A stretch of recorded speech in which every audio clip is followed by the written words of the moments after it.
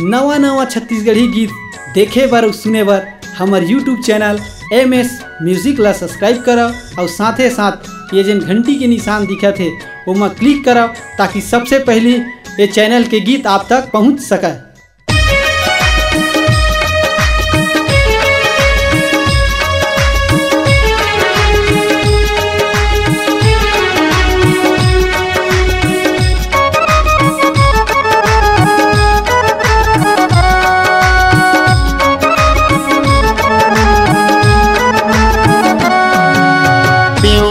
रंग चढ़ी रानी आंसू के आषाढ़ माह, पिवरा रंग चढ़ी रानी आंसू के आषाढ़ माह।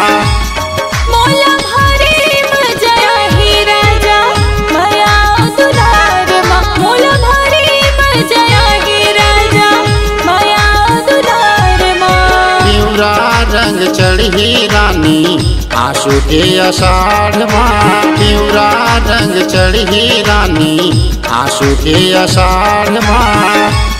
मोला भारी मजा ही राजा माया दुलार माँ, मोला भारी मजा ही राजा माया दुलार माँ।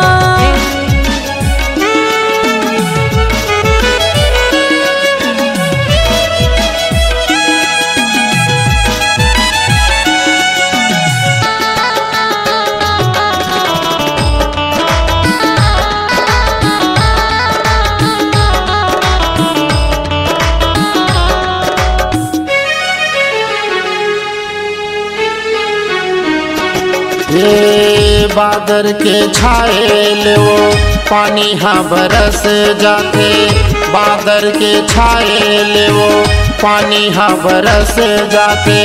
देखी बरतोला रे नैना मोर तरस जाते, देखी बरतोला रे नैना मोर तरस जाते।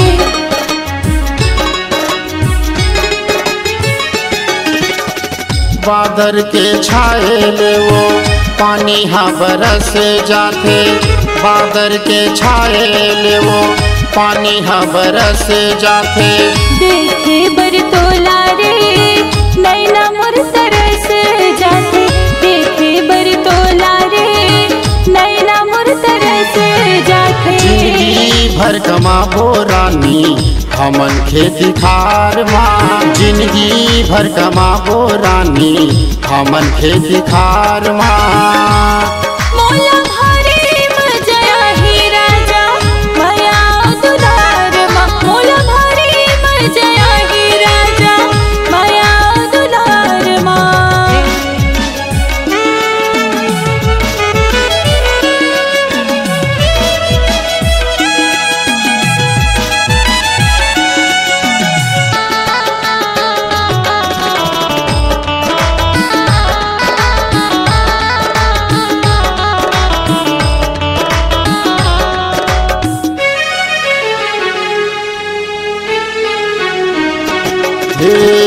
देखे बरतोला रानी मन हचुरत रहते, देखे बरतोला रानी मन हचुरत रहते।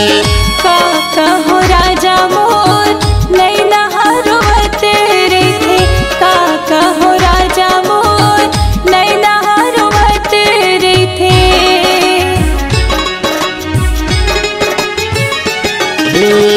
देखे बरतोला रानी मन हचुरत रहते, देखे बरतोला रानी मन हचुरत रहते।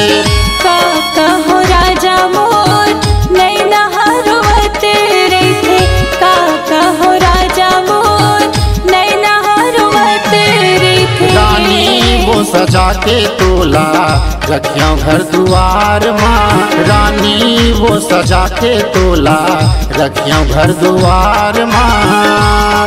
मोला भारी मजा ही राजा माया दुलार माँ, मोला भारी मजा ही राजा माया दुलार माँ। पिवरा रंग चढ़ी रानी आंसू के आषाढ़ माह, पिवरा रंग चढ़ी रानी आंसू के आषाढ़ माह।